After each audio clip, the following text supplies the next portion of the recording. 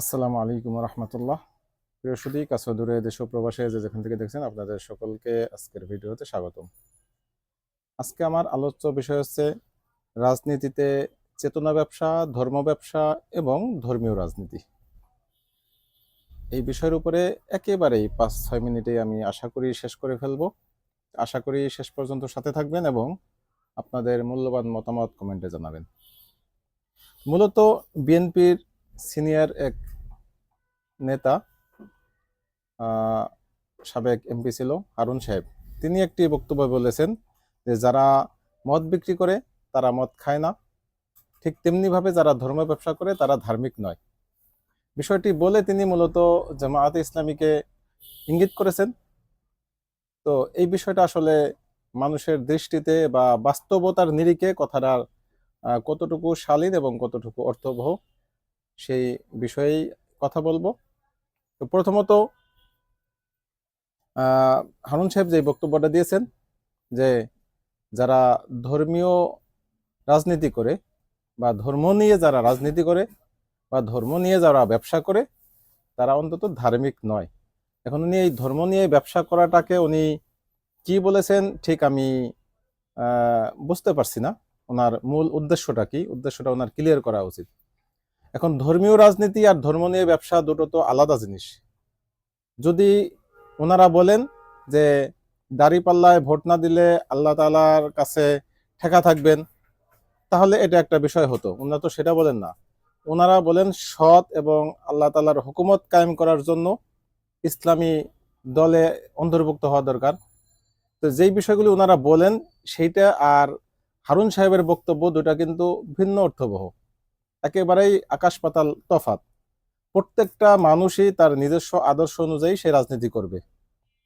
এখন ওনার কথাটা যদি আমরা এভাবে ব্যাখ্যা করতে যাই যে ওনারা তো নিজেদেরকে গণতান্ত্রিক দল মনে করেন, জাতীয়তাবাদী পার্টি দল বাংলাদেশ বিএনপি। তো এই বিএনপিকে যদি আমরা এভাবে বলতে পারি যে যারা গণতন্ত্রের রাজনীতি করেন তারা অন্তত গণতান্ত্রিক দল নয়, বরং তারা স্বৈরাচার, কথাটা কি ঠিক অর্থে হবে? আমার এই কথাটা কেউ গ্রহণ করবে যে যারা মূলত এই গণতন্ত্রের রাজনীতি করেন বাংলাদেশের প্রেক্ষাপটে তারা কেউ গণতান্ত্রিক দল নয়, তারা স্বৈর শাসক বা স্বৈর দল, স্বৈরাচারী দল?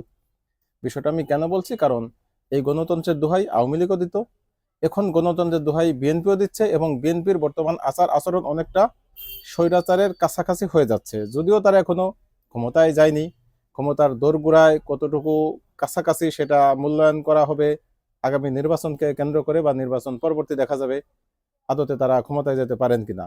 হয়তো অনেকের ধারণা আমার মতো যে বিএনপি হয়তো প্রধানতম দল যারা ক্ষমতার খুব কাছাকাছি। তারপরেও রাজনীতিতে শেষ কথা বলতে কিছু নেই। ক্ষমতা যখন হস্তান্তরিত হবে তারপরেই বিষয়টা ক্লিয়ার হবে যে আসলেই বিএনপি ক্ষমতায় আসছেন কি আসছেন না। তো এখন তাদেরকে যদি এই কথাটা বলাটা রাইট না থাকে, তাহলে ওনার ওই কথাটা বলাও আমার বোধহয় রাইট না যে যারা ধর্ম নিয়ে ব্যবসা করে তারা ধার্মিক নয়, এই কথাটা ওনার সাথে যায় না। দ্বিতীয়ত, ধর্ম ব্যবসা শব্দটাই উনি ভুল অর্থে ব্যবহার করেছেন, কারণ ওনারা রাজনৈতিক মাহফিলে গিয়ে কিন্তু ওয়াজ নসিহত করেন না। ওনারা রাজনৈতিক মাহফিলে গিয়ে রাজনীতির কথাই বলেন, আর ধর্মীয় মাহফিলে তারা ধর্মীয় কথাই বলেন। এখন ধর্মীয় কথা বলতে গিয়ে সেখানে যদি কেউ দুর্নীতির কথা বলেন, নাম উল্লেখ না করে অপশাসনের কথা বলেন, সৎ লোকের শাসনের ফায়দা সম্পর্কে বলেন, সেটা নিঃসন্দেহে রাজনীতি হয় না। রাজনীতি তখনই হবে যদি কেউ, যেমন আমি কোনো মাহফিল করি, সেই মাহফিলে গিয়ে আমি কোনো প্রতীকের পক্ষে ভোট চাই যে আপনারা এই প্রতীকে আমাকে ভোট দিবেন, তাহলে সে তখন হয় আমি মাহফিলকে কাজে লাগিয়ে আমি ধর্ম ব্যবসা করছি। বিষয়টা তা নয়, বরং আমি মাহফিলে গিয়ে কথা বলতে হবে যে নৈতিকতা কতটুকু থাকা দরকার মানুষের, নৈতিক মানুষদের কি কি কাজ, অনৈতিক মানুষদের কি কাজ, যারা ক্ষমতায় যাবে তাদের কাজ কি কি, দুর্নীতি সম্পর্কে মানুষকে সচেতন করা, ভোট ডাকাতি সম্পর্কে সচেতন করা, এই বিষয়গুলি থাকতে পারে। এটা ধর্মীয় আলোচনাই থাকবে, কিন্তু ধর্মীয় আলোচনার ক্ষেত্রে কোনো প্রতীকের পক্ষে ভোট চাওয়া, এটা হতে পারে ধর্ম নিয়ে ব্যবসা। সেটা যদি কেউ করে থাকেন আমাকে জানাইতে পারেন। আরেক নেতা, বিএনপির সিনিয়র আরেক নেতা, তিনি বলেছেন যে জামায়াতের ৭১-এর ভূমিকা কি ছিল, মানে উনি জামাতের ৭১-এর ভূমিকা নিয়ে প্রশ্ন করেছেন। এখন এই প্রশ্ন এতদিন পরে কেন? ওনারা যখন 2001 সালে ক্ষমতায় আসলেন, তখন তো এই জামাতের সাথে জোট বেঁধেই তারা ক্ষমতায় এসেছিল। সেম কথাটা তখন আওয়ামী লীগ বলতো। কেন বলতো আওয়ামী লীগ? মূলত বিএনপিকে কোণঠাসা করার জন্য। বিএনপির থেকে জামাতকে কোনো ক্রমে যদি ছুটানো যায়, শক্তিটা যদি বিচ্ছিন্ন করা যায়, সেই ক্ষেত্রে বিএনপি কোণঠাসা হয়ে পড়বে এবং আওয়ামী লীগের পথ চলাটা মসৃণ হবে। যেটা আমরা দেখেছি যে বিএনপি এবং জামাতের বড় বড় যেই কয়েকজন নেতা ছিল, তাদেরকে যুদ্ধাপরাধ মামলায় ফাঁসিয়ে তাদেরকে ফাঁসির কাস্টে ঝুলিয়ে দেওয়া হয় বা খুন করা হয়। এভাবে তাদেরকে ক্ষমতা খর্ব করা হয়। দ্বিতীয়ত, জামাতের উপরে 71-এর মুক্তিযুদ্ধকালীন তারা বাংলাদেশ বিরোধী ছিল এই অপবাদটা দিয়ে, সত্য মিথ্যা পরের কথা বলছি, মূলত এই ট্যাগটা তাদেরকে লাগিয়ে বিএনপির থেকে কিছুটা দূরত্ব তৈরি করতে পেরেছিল।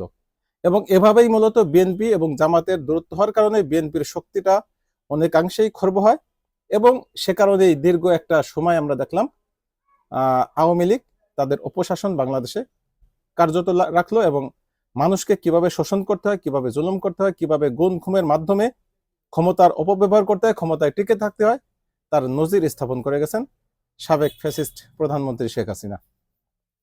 তো এখন প্রশ্ন হচ্ছে, ওনারা যখন জামাতের সাথে ভোট নির্বাচন করলেন, একসাথে ঐক্য করলেন, 4 দলীয় জোট করলেন, তখন জামাতের গায়ে কোনো গন্ধ ছিল না। এখন যখন জামাতে ইসলাম আর বিএনপি ভিন্ন ভিন্ন প্ল্যাটফর্মে যার যার মতো নির্বাচন করবেন, এখন তাদের গায়ে জ্বালা ধরে গেছে। আরেক সাবেক এমপি বা বিএনপির আরেক নেতা বলেছেন যে বিএনপি যদি মানে জামাত ইসলাম যদি সকল ইসলামিক দল একসাথে হয়ে নির্বাচন করেন, তাহলে সর্বসাকুলে সর্বোচ্চ 10% ভোট পাবে।